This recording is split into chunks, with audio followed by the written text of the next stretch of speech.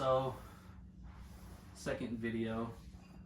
Pretty much, I don't ever have any ideas, so I just posted like a Q&A type thing like on my Instagram, and I asked people to ask me questions or like tell me topics to talk about, and I have 19, I believe, on here. And some of them will have really long answers, some of them really like stories, some will be quick. Like there's a lot of like basic ones like favorite find, like, but there's some that like I'll have a lot to talk about. So yeah, we'll just get into it. Just want to say thanks for watching the first video. It was cool. It's cool to see how many views it got. It's cool to see how many people like ended up subscribing, like, because I mean I had 0 when the video went up, so I think there's like 350 now or like something like that. Got a lot of good feedback on it, so I'll try to keep these up and like just post them like as quickly as I can or like as often as I can. And if anyone ever has anything, like any idea of what they want me to do or like anything they want me to talk about or like anything, like I'll try to do it. I mean, there's gonna be a lot of people that ask me to do things that I probably can't really do, like going into rags and stuff. But I'm gonna talk about Raghouses. That's gonna be one of the things let's talk about. But a lot of people ask me like how I got started.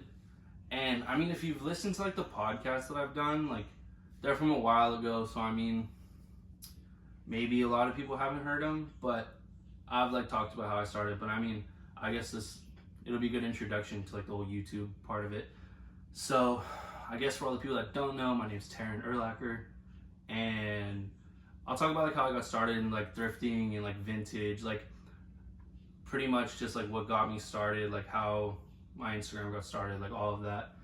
So pretty much I was thrifting and like doing yard sales and like antiquing, like I was doing all that secondhand stuff since I was a little kid. So I was doing it with my dad, I was doing it with my mom, like mostly my dad. I would go to like yard sales and stuff with him, and we'd all go to thrift stores. My parents were really into it, like they were into like antiques and like random stuff.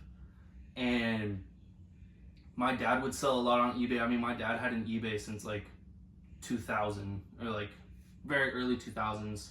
He's been selling on eBay for a long time. I remember buying stuff on eBay when I was like under 10, like 7, 8 years old. I was buying stuff on eBay. I was selling stuff through his eBay like at that age. So it's like I've been around it pretty much my whole life. And so how I started, I would say I made my, so I'll just say when I made my eBay and my PayPal, I was 14. Yeah, I was a freshman in high school when I made my own eBay account, my own PayPal account. It was before you needed to like put your social security on there and you had to be 18. I think you have to be 18 now to like have a correct PayPal, like more than just like the account itself, but to like really use it and use it to its full extent. I think you have to be 18 now. But this was like before then, and I was just selling on eBay, and my dad was selling on eBay. Like my dad's always done it. And I mean, I would sell what he would sell, you know, like I would just sell random shit. I was selling a lot of like coffee mugs. Coffee mugs sell really good for like people that want to like make extra money for like no reason. Like they sell like coffee mugs at Goodwills and stuff for like $1, $2, like yard sales for like 50 cents. And like there are some that hit, like a lot of the Starbucks mugs, like the what do you call it? Like the ones that have like the different cities on it, like there'll be like a San Francisco one, an LA one, like some of those hit, like they'll hit for like $20, like all the way up to like a couple hundred. Like some of them are good. And like I would sell like random shit too, like those, like random, like just anything worth money is really what it comes down to. Like I was just doing it for money, and I did it because I enjoyed it. I enjoyed like finding stuff. I enjoyed like the whole thrill of finding something worth money, and like it was just fun to me. And like I remember selling like Ugg boots, and like back when like Uggs were like a thing, you know. And my dad sold crazy shit on eBay. I haven't really sold as much crazy shit because I wasn't into it to that extent. I remember like one of the first crazy things. It actually happened to be a piece of clothing, but it was like on the cusp of when I started doing clothes. I didn't know anything about vintage. I didn't know anything about clothes. I want to say I was a freshman, and so I was like 14, and I went to Goodwill and I was just buying random shit as always. And I found this basketball jersey, and I just thought it was sick. I didn't know anything about it. I didn't know what it was. I would sell like basketball jerseys, soccer jerseys. I think those might have been like the only clothes I was really, other than like shoes. I was selling shoes, but I found this basketball jersey, and no idea what it was. I listed it, and all of a sudden, I think I put it for like $20 starting bid. I always did bids, and I did a $20 starting bid, and immediately, like 1 second after it went up, like, oh, what's the buy it now? What's the buy it now? I didn't have one, so I was like, just bid on it. And then people were like, oh, I'll give you 100, I'll give you 150, I'll give you 200, I'll give you 250. And I was like, what the fuck is this? And more or less, I fucked up. And it was a Vancouver Grizzlies tribal print. It was sick. It was like number 56, I believe. I don't remember the dude's last name. I think it was like number 56, but it was like a turquoise blue with like the tribal print hits on the sleeves and the neck. It was like, apparently it ended up being like one of the crazy ass like champion jerseys. And I ended up selling it, I think, for like 300. Like, I took a buy it now. Somebody gave me 300, and I was like, fuck it. Like, I just got it today for $2 or however much I paid for it. I'll take 300. And then it ended up like it was worth like some exorbitant amount. It was not like a crazy amount. It was worth like 6 or like 7 or like some stupid price. And that was like kind of my first taste of like, oh shit, like clothes could be worth a lot. And then I've also sold like soccer jerseys for like 100, like shit like that. But then like what really got, because after that I got into shoes heavily. I mean, I was in high school. It was like when Jordans were like a major thing, and like with the like where I went to high school and like all that, like Jordans were, people cared about that shit. And I was into it. I had a lot of shoes, and so I mean I was selling a lot of shoes. I found a Salvation Army, and so every day after school, this was when I was in 10th grade, and every day after school I would walk probably like less than a mile, probably almost a mile, a little less. I would walk to Salvation Army boutique store. It was a tiny little Salvation Army with like the higher end stuff. Then behind it was a big Salvation Army, like a huge one. Across the street was a Goodwill. And then maybe like a few blocks down more, it's in Old Town, Pasadena. It was a Crossroads. And I would hit all those places every day after school. And it turned out that little Salvation Army boutique, so the Goodwill across the Salvation Army, that's where I found that champion jersey. I had found other cool shit there. I found like Supreme there and stuff. Like, I'd found other cool stuff. But it ended up becoming shit, like once Shop Goodwill became a thing. And that little Salvation Army boutique, pretty much I started finding a lot of shoes there. A lot of Jordans, a lot of Kobe's, LeBrons, like KD's, like back when they were hitting like the KD 6s and the LeBron, like I think it was like the 10s and like the 11s, the Kobe 8s, the Kobe 9s. Back when like all those were really popular.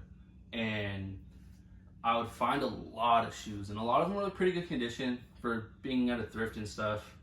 And none of them would have shoelaces. And I would always be like, why don't they have shoelaces? Like, does the store take them out? But then I'd see other shoes that have shoelaces. And more or less, this specific thrift, I would assume it was the big Salvation Army that got it, obviously. But it was where the jail donated shoes to this thrift from the inmates. I'd assume they got either life sentences or like very heavy sentences to where they could get away with giving their shoes away. And all the shoes would go to this specific thrift. So I was just constantly finding shoes, and like I was selling a lot of shoes. I was selling just shoes for a while. And I guess I can say like my craziest like shoe finds. I found Raging Bull 5s, the 3M ones, not the red suedes. I mean, the 3M ones were cool, but I had the red suedes too. Like, just personally, I had them. The homie Itai actually gave me those. Like, I used to take pictures for him and stuff. He gave me those, and I ended up thrifting the 3M ones, so I had the pack. And found those, which were cool.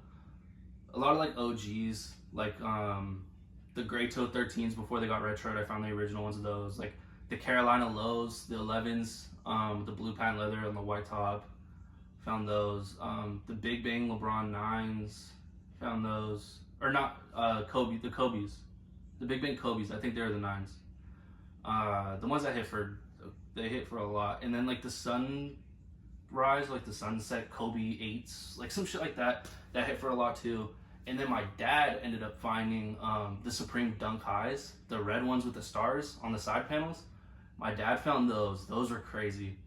And yeah, like those were probably the craziest like shoe finds, I would say.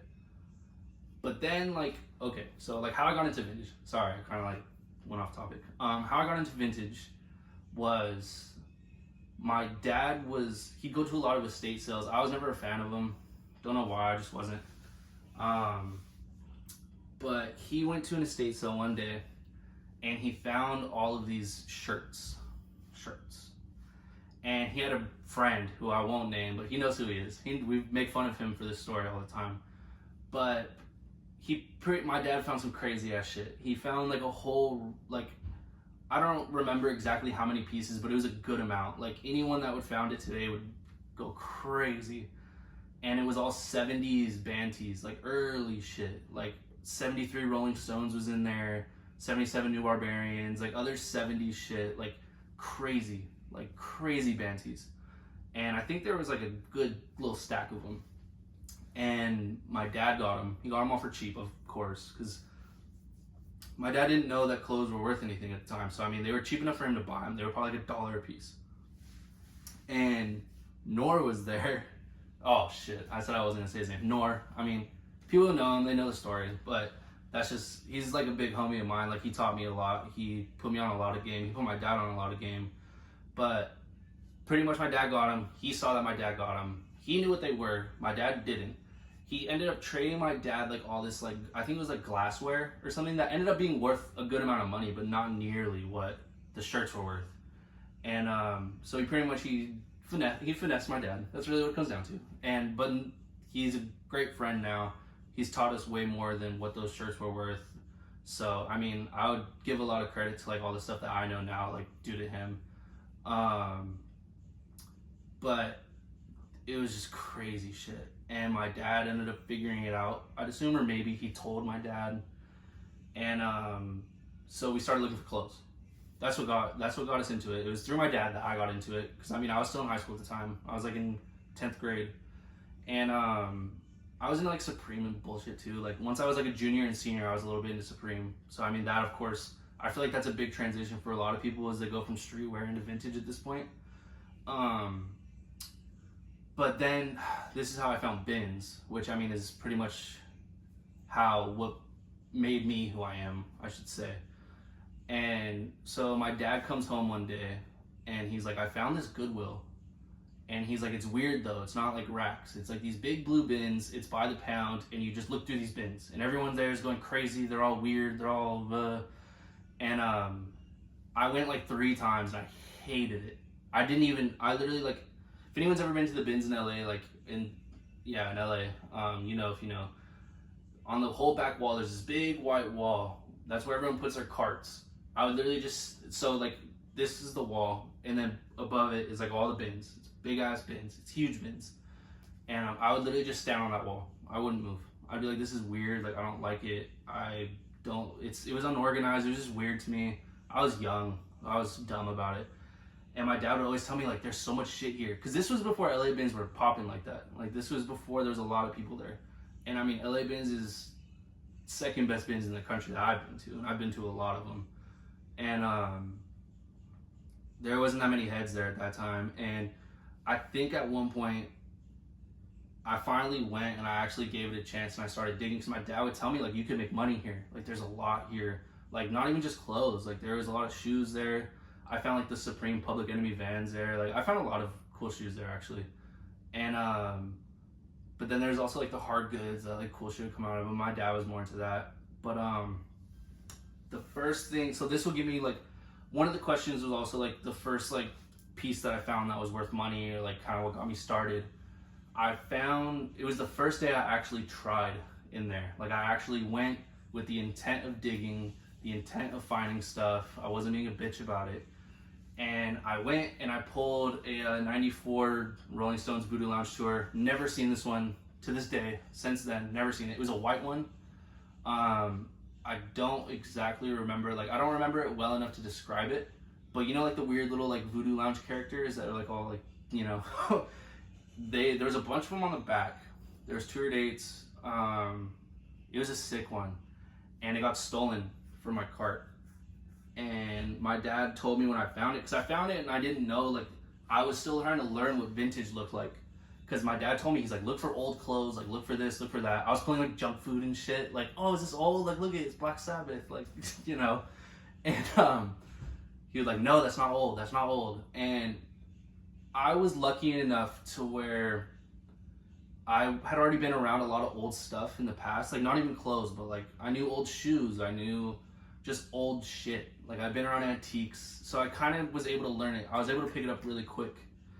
And I found that. He told me it was worth like $60 and or like $50, and I was hyped. I was like, oh shit, $50 for a t-shirt. And it got stolen from my cart. I was heartbroken. But that's when I was like, shit, like, if I could pull one shirt with $50, like, I could find shit, you know. And then that's when I had met like Juan and Z and Aaron, who were all like big homies of mine that, like, they're all LA heads. So, I mean, if you're from LA, you probably might not know Aaron as well, because he's a little bit more low-key. But Z and Juan, even Juan is a little bit low-key. But Z, you should probably know. People that know. And befriended them. They taught me a lot. And, I mean, I was the young kid. I was the baby. Like, this was before, like, kids my age. I was, like, what, like 15, 16 at the time when I really got into it. And, like, no one was really my age doing it at that time, I feel like. I think I was like one of the youngest sellers at Rose Bowl, like selling, like not just helping somebody out. Like, I was selling, like it was my shit. I was making all the money. It was mine. I was paying for it. And I was like 15, 16. And so I was probably 16 at the time. I was probably a junior at that time. So like 16, 17. Cause that's when, I started selling Rose Bowl around then. But, so like they all brought me up. They all were teaching me. And I remember, like, so I was in high school going to bins, and I would go there all day, every Saturday and Sunday. I couldn't go there after school because it stopped rotating at like 6, and I mean, I would get off at like 3, and to get there, like, it just wouldn't be worth it, you know? So I would still hit my Goodwill, I would still hit my Salvation Army, my Crossroads, all that shit. But I would hit bins on weekends, and like days, like when I didn't have school, I would go to bins, or like half days, I'd go to school, go to bins. And like it got to the point to where like I had my Instagram going. It was nothing, obviously, but I had my Instagram going while I was still in high school. So like I was lucky enough to where I was learning the business, had my Instagram growing a little bit, and I was establishing my like business mindset of how I'm gonna be doing this all while I was in high school, while I lived with my parents. Like, I paid for my own shit. Like, my parents didn't pay for anything. Like, I was buying like food for myself. Like, I was like buying like clothes, like anything I personally wanted that I didn't need, like I was paying for. And like, so I mean, I was independent about it. Like, and so like by the time like I graduated, that's what I was doing, you know. So like I graduated, and it's like I was already making okay money. Like, I'd go to Rose Bowl, I make some money. But like once I graduated, and I was like, okay, like I can go to bins all the time now. And then it started like it started growing, like gradually. Like my Instagram was growing a little bit, and I was still selling on eBay. No, I was selling on Depop. Once I graduated, I was selling on Depop, and I was lucky enough to where I gained like 15,000 followers in a week on Depop. So I was selling on Depop. I was doing that whole thing. I was selling at Rose Bowl, PCC, and I was making like okay money. You know, I was making good enough money to live. Like, I was making more than what most 18-year-olds are making. And I like moved out the second I graduated. I was living in downtown LA in this sick ass loft. Chico lived with me for a while, so it's like I was doing cool for a little 18-year-old. And but that's when I started realizing like I could really make this a business. Like, I never had to have a regular job. Like, I just put all my time into that, and I mean, I'm lucky for it, you know. So I don't know. I guess that's how I got started. It kind of like ventured off, but yeah, I don't know where I was going with that. I kind of lost my train of thought. But I guess I can talk about. Hold on. I'm trying to see if there's anything that kind of like I can switch it. Sorry, I didn't like plan this very well. But yeah, it talks about bins. Okay, somebody asked like if I miss bins.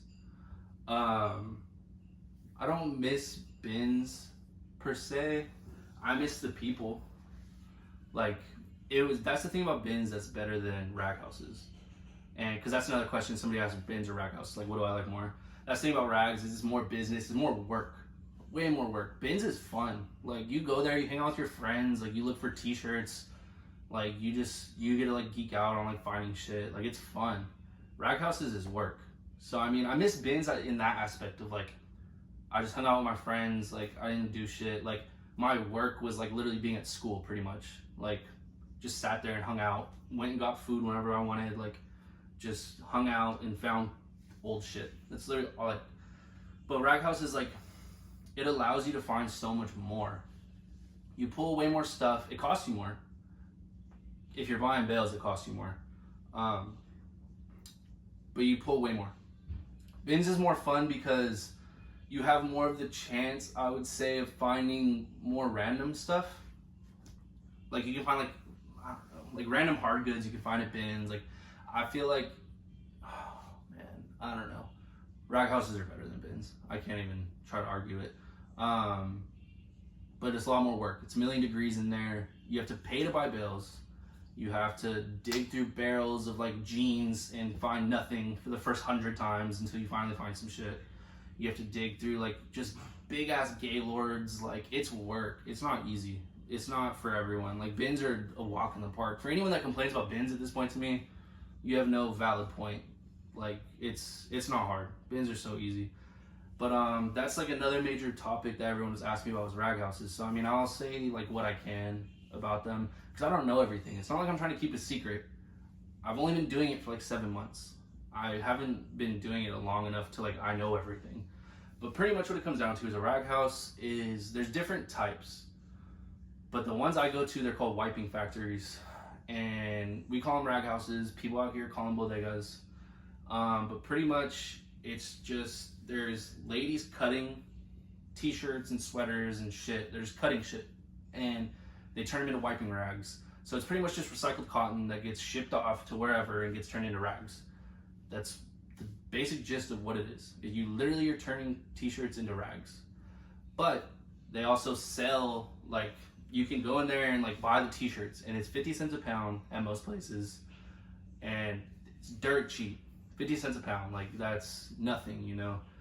But then also there's the section of the ladies cutting shit. You can pick from there. There's also ladies at some places. Not everywhere is the same, but I'm just gonna describe one of the bigger ones, you know.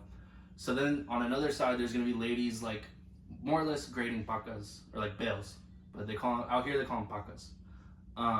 But bales of clothes, 1,000-pound bales, but they're mixed. It's not just t-shirts like what you guys see me go through, or it's not just sweater like what I go through. Like it's literally a mixture of anything. Like imagine a bin just baled up. That's what it is. Or it'd be like 10 bins because they're fucking giant. But it's just, there's jackets, sweaters, blankets, t-shirts, underwear, like everything. And those ladies, they have a bunch of barrels around them and they just throw in shit in the barrels. So all the denim goes here. All the jackets go here. All the white t-shirts go here. All the colored t-shirts go here. All the whatever. And you can dig through those barrels and you can find shit. It's all luck. It's no different than bins in that sense. Like it's all luck. You're just going through so much more that it allows you to find more. But then they also, some places sell bales or pacas, and they're 1,000-pound bales. You can only take a certain amount. So you get 1,000 pounds. Let's play everywhere's different. But I mean, let's say on average, I would say like I spent $40 on a bale, and I'm putting you on a lot of game right now. Not that all of you guys can do it, but I'm giving out a lot of shit. So like, I'll pay $40 for a bale. It's a 1,000-pound bale. It's huge. But you have to imagine, like, I'm not pulling like 1,000 pounds of vintage. It's not all vintage. It's just random t-shirts. So let's talk about like a white knit bale. White knit is just pure white. I posted on my Instagram, just look at it on there. Like, you'll find it. You know what I'm talking about. It's a lot of t-shirts in those, and pretty much I just go through it. I take what I want. I put it in a barrel. Put it in a bolsa, like a bag, like a sheet. Take what I want. I can take up to, so if I pay $40 for the bale, I can take up to 80 pounds, because that equals 50 cents a pound. Anything I take more than that will cost me 50 cents a pound, but like, I'm not pulling 80 pounds out of one bale. It's just not happening. I've never experienced that. I'm sure someone has. But, and what was I gonna say? Sorry. So I'm going through it, and then everything I don't want, I'm throwing into the pile. You remember the ladies I'm telling you about that are cutting? I'm throwing it into their pile. So pretty much as I'm throwing it into their pile, they're cutting it. So it's like a constant flow, except it adds up pretty fast in the piles. And I just go through it. It takes about 2 hours if I go through it by myself to go through one bale. And then I just take what I want. And then whatever I don't want, I throw it there, and I don't have to worry about it. And can definitely pull crazy shit. I've gone through a bale and not found shit. Found literally nothing. I've been finessed on bales, like to where they've given me shit that I didn't want, but they told me it was what I wanted, and then you can't get refunds. It's just not how it works. You can't just be mad about it. Like, all you can do is just like charge it to the game. Like, that's all you can do. You can't get mad. You can't like get your money back. It's not gonna work. But for all the people that are like, how do you get in? Like, how do you get bales? Like, pretty much like out here, you have to speak Spanish. My girl speaks Spanish. I don't. Like, I speak a lot more than I used to now because I'm around it. But I don't speak fluent, like, or anything. But my girl does. She grew up here. You're not going to get in, like, you're not going to be able to figure it out well enough if you don't speak Spanish, if you can't talk to anyone. Because damn near everyone only speaks Spanish. They don't speak English. You need that. You need money. Like, you can't just come, like, you need to buy a lot. Like, I buy a lot. You need to have money. You need to know people. And like, I was lucky enough to where I had Instagram, to where people out here like kind of knew who I was already, which surprised me. Like, but they knew who I was already. And that's all it is. It's just time. It's like, you gotta be there all the time. You have to show these owners that you'll be there, that your money is consistent, that you're down, like you're down to spend, you're down to buy, like you're gonna be there. And like, they'll give you shit. Like, that's the thing, is like, when I first got here, I wasn't buying like bales like that. It took me like a month probably of like being at the same places every day, until finally they're like, all right, like, we'll sell you some. Like, okay. It's like, it's not easy. You can't just walk in and just be like, I want bales, I want vintage. Like, it's not like that. Like, you gotta put in work. And then it's like, at the same time, it sucks in there. It's so dusty. It's like 150 degrees. Like, you're sweating your ass off. You're wanting to die. Like, it's annoying. It's work. It's real ass work. But I mean, you get more rewards. So I mean, that's pretty much the gist of Raghouses. All right, I'm pretty much just gonna go down the list at this point, because I don't know. Like, I'm just gonna go down the list. So somebody asked me about how I felt about the MO knits tag and like people taxing on it. They make cool shirts. I feel like the only reason this person's asking that is because it's a double tag, which is stupid as shit. The shirts aren't like necessarily like old, but they're not like super new. Like, it's not like they're brand new. And they make cool ass designs. They always are like cool shirts. And people taxing on it, like, that's not an issue. Like, if you can sell it, like, those shirts I sell all the time for pretty good prices. So it's like, are you really taxing if you're selling it for high prices? Like, shit's worth as much as somebody's willing to pay. And if somebody's willing to pay tax, that's what it's worth. And like, there's nothing wrong with that. Like, people are trying to make their money. Like, I'm trying to make my money. Like, I'm not a collector. Like, I'm a seller. Like, I don't, like, if I collected all the crazy shit I've had, like, I would kill everyone's collection, like, or most people's. I don't want to be like that, but like, I have some shit, some crazy shit. But it's like, I'm not, like, I'd rather make my money, you know, like, I'm trying to build for a better future. And, so, I mean, there's no issue with it. One tee I've never found that I've always wanted to find, I don't even know why I added this, because even when I read it, I didn't have an answer. It'd be cool to find like the Nirvana, like, just because of money is really what it comes down to, and it'd just be cool. But like the Nirvana Sub Pop, like, bleach era gradient tee, it's like an orange gradient, has a Sub Pop hit on the back with like the fudge packing shit. I don't know. It's like a little over 1,000. Like that'd be cool.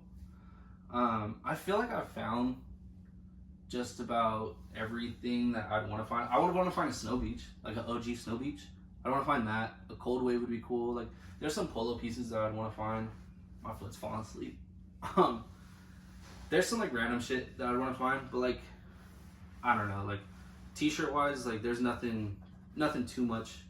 I feel like I found mosquito heads, I found wrap tees, I found rock tees, I found shirts that are worth crazy money. So I mean, yeah. Favorite people, places, and pieces from traveling. So for people that don't know, I traveled just around the US digging. Like my lease ended in LA and I thought it'd be fun. Like my dad actually gave me the idea, but like I thought it'd be fun too. Just to go around and travel. Like I got Airbnbs, I just flew places. Like I went Arizona, Kansas, Missouri, Indianapolis, Florida, Pittsburgh. I went to a lot of places. I can't think of them all, but I went to a lot of places and I met like a lot of cool people. So like my favorite people, I'll say like all the people that I met that I was like already like I knew from Instagram that were cool. AJ Picking Vintage I met on the road in Pittsburgh. Vintage Plug Max I met in Louisville. Yusef, of course, like Yusef's fucking sick. Yusef's the hardest working person that does this. I don't care what anyone says. Like if you're just talking about thrifting, like hitting racks and bins and shit, Yusef's the hardest worker by far. No doubt about it. Super humble and cool guy too. Anthony, Sneaker Moeezy, met him in Charlotte. Found all the rap tees with him. Super cool guy. Doug, who's Saint Vintage Store on Instagram. He's a little less well known. Everyone should definitely follow him. Like if you like Burned Out and like Tea Jerker and shit like that, like the more like curated like band tees, follow Doug, Saint Vintage Store. A lot of cool shit. Oh my leg. A lot of cool shit. Met him in North Carolina. Fuck. I feel bad like missing out on people.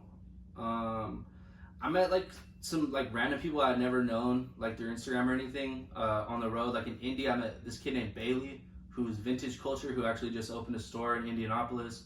Really cool kid. Well, dude, he's probably older than me. Kane, who is a kid. He was like a 17-year-old kid. Super cool. A lot of true vintage knowledge. Also in Indianapolis. Really cool kid. Mitchell. Fuck. Vintage Orlando. Met him in Orlando. He let me stay with him for a week. I can't believe I didn't think of him. Sorry. Fucking hilarious, dude. He's fucking hilarious. And like if you follow him on Instagram and like you see like his whole like car karaoke and like all that, like he really is like that all the time. Like he's character. He's fucking funny as shit. Who else? Fuck. Where else did I go? I don't know. I'm sorry. Like if I didn't think of you, I'm sorry. And then favorite places, best food, Kansas City, best barbecue by far. I liked Miami a lot. I was only there for like a day, but I liked it a lot. I want to go back.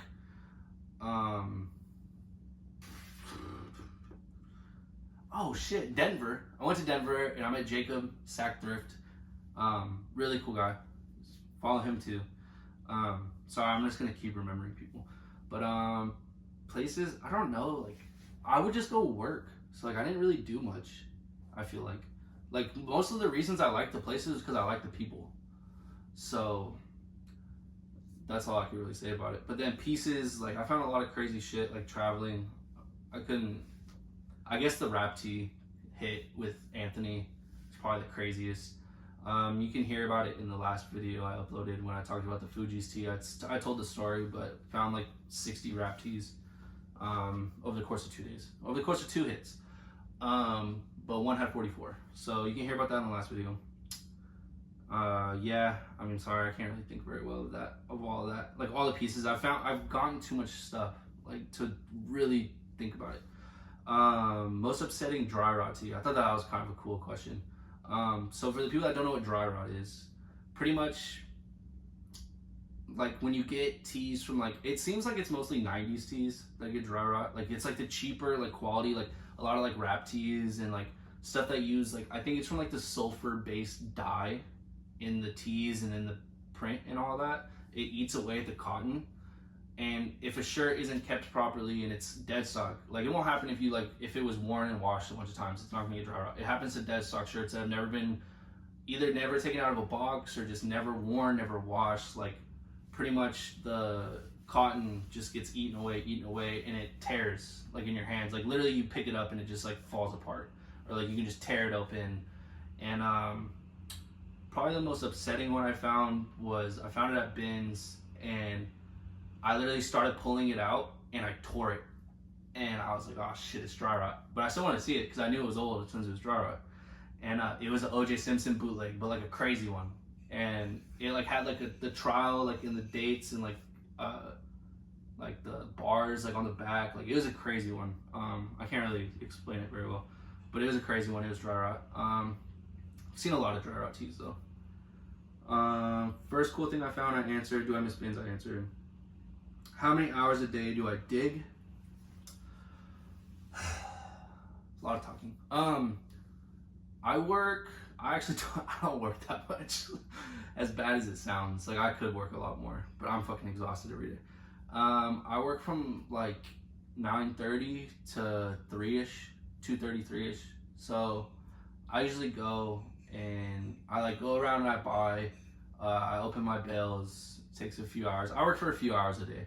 But then like when I get home, like I have to do boxes, like my wholesale boxes, I have to do those. Like I have to ship, like I have to like go through everything I found that day. Like I don't like stop working, but that's like how often I dig. Like it's a few hours every day. But I mean, when I get home, I still have to work too. My favorite person is my girlfriend Lisa. She asked me that question, so you know how to bring it up. Under what circumstance do you buy a double stitch tee?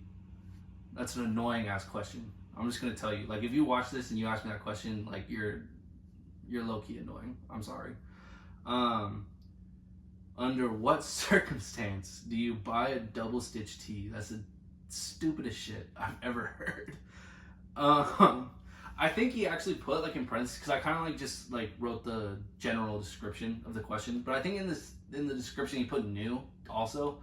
But like people that bring up single stitch and double stitch is really annoying, because shit that's old isn't gonna always be single stitch. Like there's shit from the 70s that's double stitch, shit from the 80s double stitch, 90s double stitch, early 2000s double stitch. And I have crazy ass shirts that are worth probably more than that dude's like whole fucking closet that are double stitch. And it's like, that's what's annoying about it, is like just because something isn't single stitch doesn't make it worth less. It doesn't make it less cool. It doesn't make it less good. It doesn't make it less crazy. So, and if you're talking about new shirts, like, I mean, under what circumstance? Like, you make it sound like you're gonna like fucking melt if you have a new shirt on. Like, if you like something and it's new, like you're supporting like a brand that you care about, or like an artist that you like, or like a homie, like wear new shit. Like, who cares? Like, I wear new shit. Like, all the shirts I work in, like there are a lot of like vintage blanks, and there are like a lot of like vintage like Nike shirts, but like I work in new Nike shirts like that I find just because they fit me and like I can ruin them and I don't care about them. Like there's nothing wrong with wearing new shirts. It's not like every time you leave the house like you need to have single stitch and like fucking like, I don't know, that shit's dumb to me. Literally James Us Vintage, like he posted that on his story today, and when I read that question I was singing, like knew I was gonna say what I just said, and he posted that on his story and he said that, and I was like, thank you. He was just like, can the world stop caring about double stitch or like single? He said something like along those lines, and I was like, thank you. How do I find a lane in vintage? Was somebody's question. How do you find a lane in vintage? So I mean, the only like, that's the whole thing, is like there's no like, there's lanes, but like you kind of got to make your own lane. Like I feel like to an extent, like you don't have to copy anyone. Like copying people is like, I know that's not finding a lane, but like you're trying to like jump into other people's lane, and like that's where you're gonna fuck up. Like you can do shit the same as other people, but like put your twist on it. That's like what I did personally. Like, is I would have people I looked up to, I would take little things from their business that I thought worked and I thought was cool and I thought I could do. I would do that, and I would add a little twist to like where I think I can make it better. And I feel like that's like what's allowed me to grow. And because I would kind of twist other people's shit, I would also come up with a lot of new ideas. Like there's a lot of things like that people do now in like the whole vintage community that like I don't know, I don't want to sound cocky or some shit, but like I want to say I popularized it. Like I won't say I was the first one, because I mean that's like as cocky as you can get, but like I would say like I was doing it so much that it became a thing. Such as like the raffles for sure. Like the one word posts, like as dumb as that is, like I feel like I was one of the first people in vintage like doing that consistently. Like I was doing it like when I had 100 followers and shit, or like 200. The story sales, the wholesale boxes. I wasn't the first one to do wholesale boxes, but like I was pumping them, and I saw a lot of people start doing them after that. And it's like there's nothing wrong with that. Like make your money, do your thing. Like there's nothing wrong with that. But like if you are gonna try to find your lane like only by doing what other people do, you're not gonna work. It's not gonna work because other people are already doing it. So I mean, you gotta like kind of just find that in between, and at the same time, like sell what you like. Don't sell what you think is worth a lot of money. Like don't just like try to sell like heart-shaped box tees because they're crazy. Like sell shit that you think is cool, and then like gradually, like I feel like a lot of people start with like sports shit because it's so like universally known that everyone thinks it's cool, and then you grow into like, as you're in the business, you'll start seeing more stuff that you've never seen before, but that you start liking because you think it's cool, and then you start selling that, and then you start selling this, and then that, and it's like that's like kind of how you find your own lane. You kind of just have to start doing it. You start selling what you like, and then it grows into what it grows into. Like it might grow into just denim, it might grow into true vintage, it might grow into rap tees, it might grow into rock tees, it might grow into socks. Like who knows? Yeah. How do I price? This was like, people asked me this question a lot. Like the little poll thing that I did, a lot of people asked me that. It kind of confused me. Like I get what they're saying, but I don't understand why they're asking it, kind of thing. But pretty much like what they mean is like, do I price shit like in my own head, or do I go by eBay, or like do I go by like whatever else? I feel like those are really the only two that you can go by. But if you price shit based off of eBay, you're already fucking up. I'm just gonna say that. Even if you're doing it by comps, like you're fucking up automatically. I price based off of what I think something is worth, which is based off of how cool it is, the market of what's popular right now, having it in the past.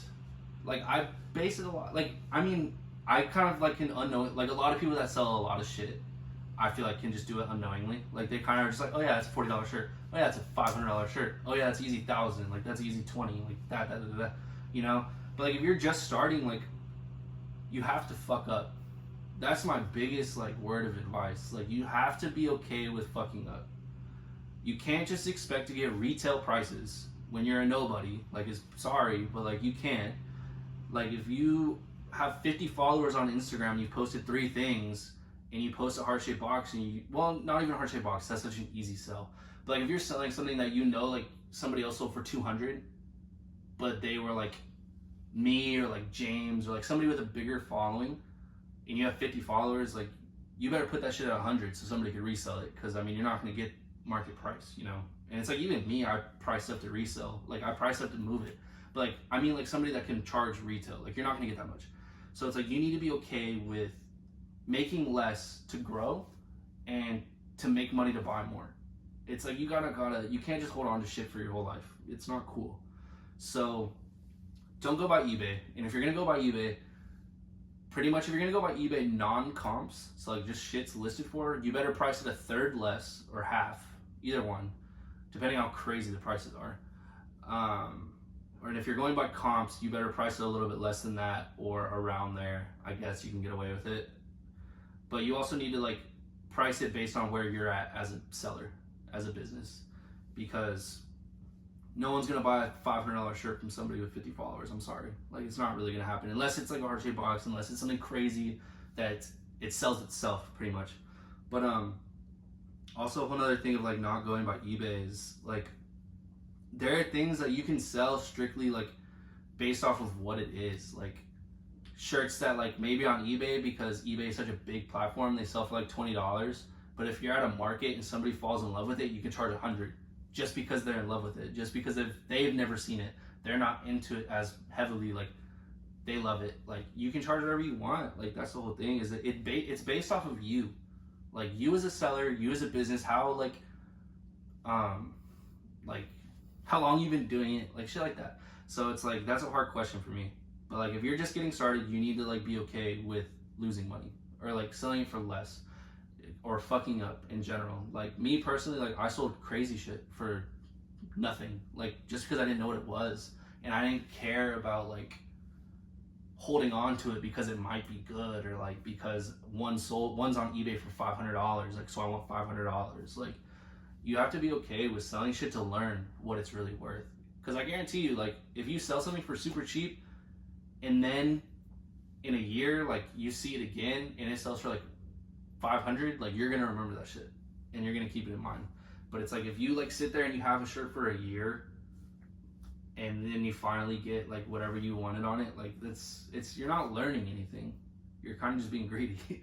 So, and even then, like I don't know, I feel like I'm talking a lot.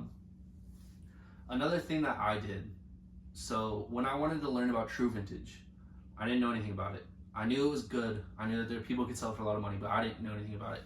So what I would do is I found somebody, or I knew somebody at Bins in LA that they just sold it and they could sell it for a good amount. I didn't know anything about it. So literally every time I would find anything that I thought was true vintage, I just go up to him and I'd give it to him. I'd just give it to him. I'd give it to him and I'd just be like, is it good? And he'd either say yes, or he'd say no, it's bullshit, and he'd throw it back. But like when he said yes, sorry my foot. When he said yes, I'd ask him why. I'd be like, what makes it good? Like, what's it worth? Like, what would you sell it for? Like, blah, blah, blah, blah, and I'd learn. So it's like pretty much I'm trading for knowledge. Like I'm trading pieces for knowledge. I'm trading money for knowledge. And it's like that I feel like is the most respectable way to do it, or one of them. And it's like at one point I would sell it to him. Like once I would find something and I knew what it was worth, let's say I found a shirt and I knew it was worth $100, I would go up to him and I'd sell it to him for $50, because then he could make money and I would still be gaining knowledge from him. I'd be able to like kind of just slowly but surely get to the point to where I would feel comfortable with what I know about the pieces to sell them for market, or like be able to price them closer to market, you know? And I mean, that's, I feel like, the best way to do it. Like he got crazy shit off of me, but I also learned as much as I know now about true vintage off of what he taught me. So I mean, but it's like if you're one of those people that you saw it on eBay for $1,000, you want $1,000, you're not gonna learn anything about it. You're just gonna know it's worth a lot of money. It's like you're not gonna know like why it's worth a lot, or like how to date it, or like what makes it cool, all that shit.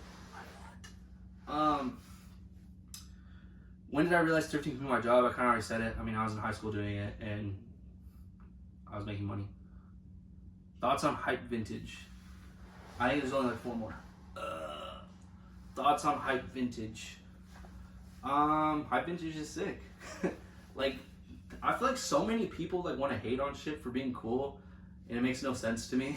Like, I feel like it's collectors or old heads, either one, that like they start getting mad like when shit becomes expensive and cool, because it makes it harder for them to get. And it's, I mean, if you're a seller, like that's sick. Like that means now, like, just think like a few years ago, like not a few, but like 8 years ago, like people would find rap tees and they'd throw them back. Like, they didn't care about them.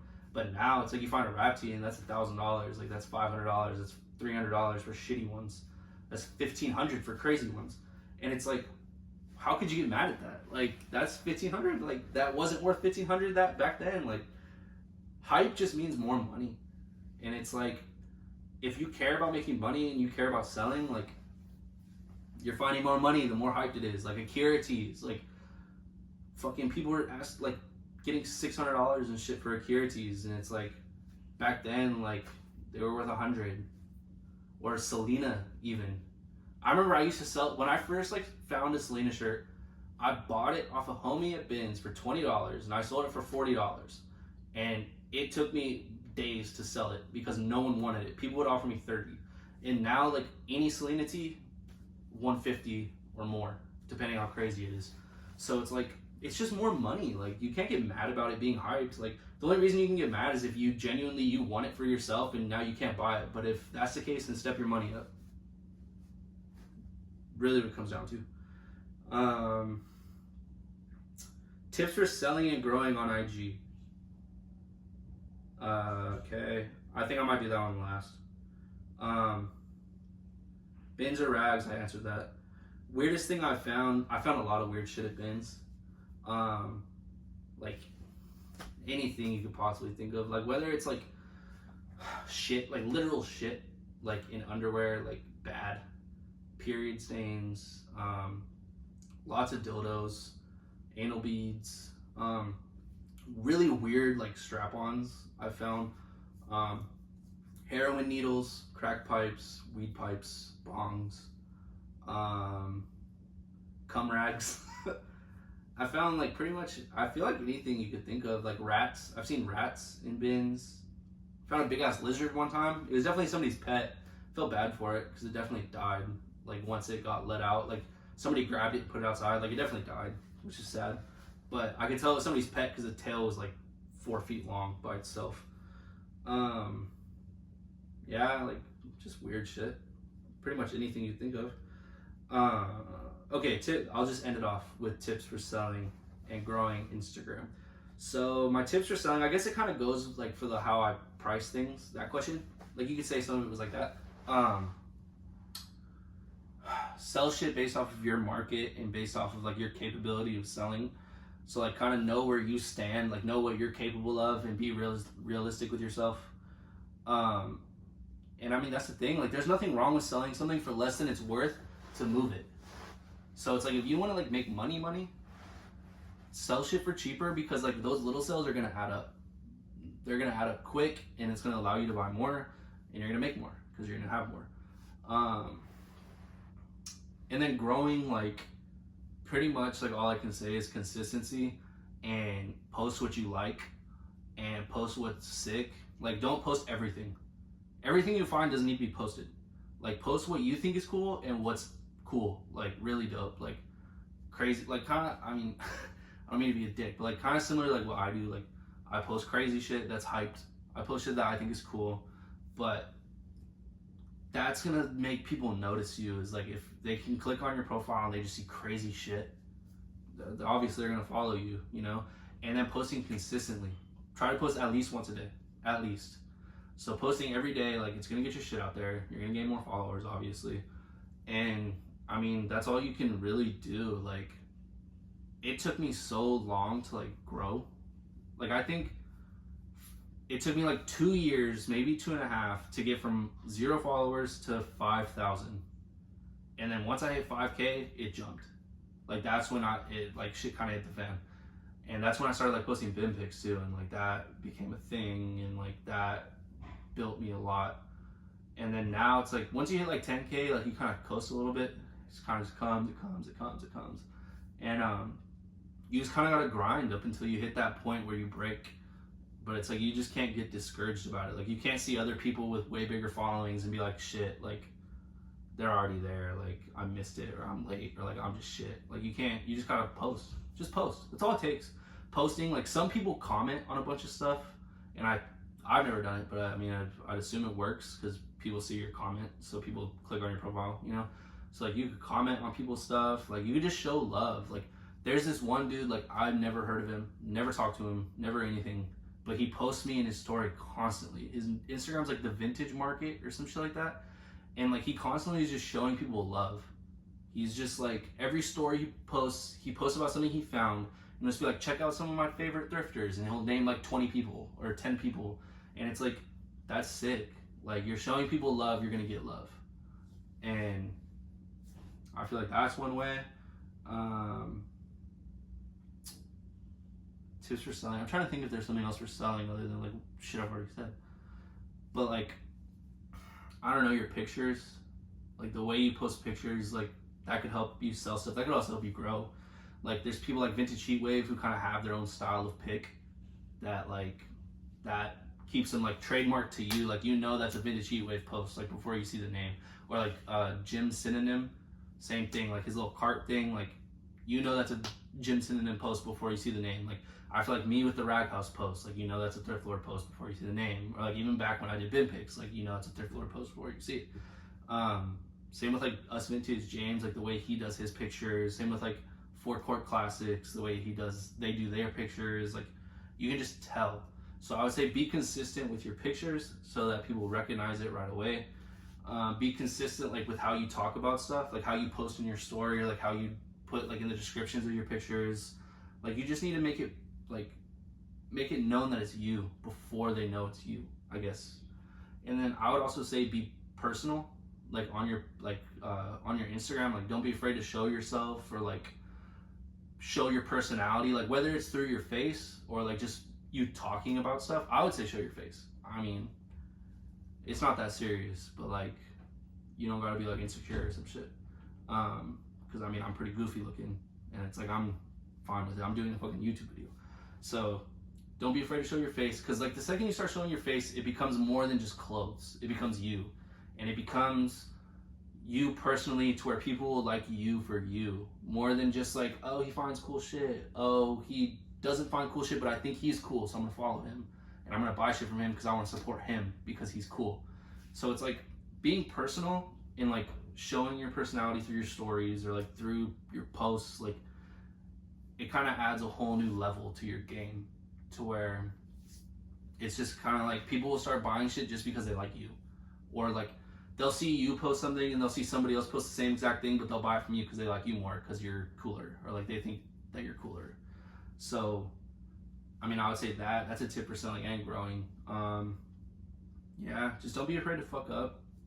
Don't be afraid to sell something for too cheap to learn, because that's just the name of the game. You gotta pay your dues. Yeah, I mean, that's about it. I feel like this video is really long already, so I'm gonna end it. Thanks again for watching. I think my white ass legs probably been blaring this whole fucking time, so I'm sorry for that. Yeah, so let me know what you think. Like, comment, subscribe, do all that shit. Post it on your Instagram and I'll repost it. Like, get a little half a shout out type shit. And yeah, I'll try to keep posting them and I'll see how it goes. So thank you.